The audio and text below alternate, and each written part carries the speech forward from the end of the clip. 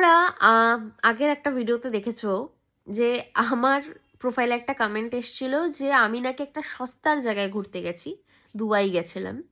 তো সস্তার জায়গায় ঘুরতে গিয়ে নাকি আমার ভিডিও পোস্ট করা শেষ হচ্ছে না।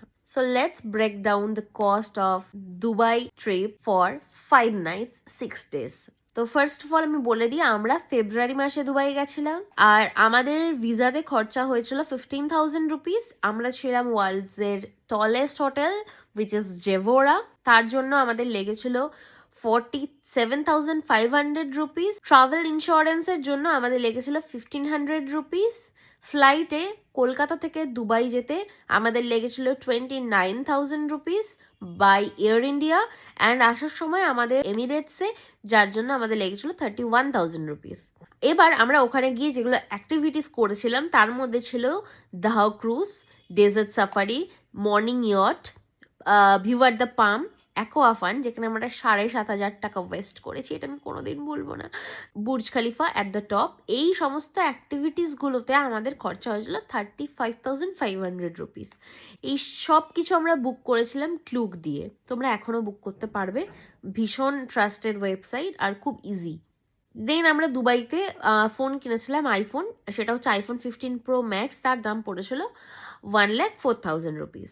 আমরা একদিন আর্সেলানে লাঞ্চ করেছিলাম because why not, we love Arsalan. তো সেখানে আমরা স্পেন্ড করেছিলাম মাত্র 1,500 রুপিস। এটা বাদে বাকি ফুড, ট্রান্সফারের মধ্যে বেশিরভাগই অ্যাক্টিভিটিসের মধ্যে 2-3 দিনের ক্যাব আমাদের বুক করাই ছিল।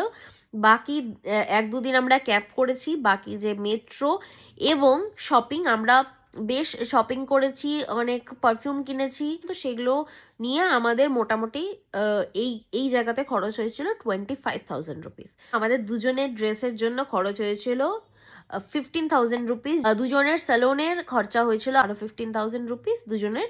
আচ্ছা, এবার যেহেতু আমাদের দুবাই এটা ফার্স্ট ইন্টারন্যাশনাল ট্রিপ, তো আমাদের কোনো পাসপোর্ট ছিল না, আর পাসপোর্ট করতেও যেহেতু একটা বেশ ভালো অঙ্ক লেগেছিল, তো সেটাও এখানে লেখা আছে, সেটা হচ্ছে 7,000 রুপিস।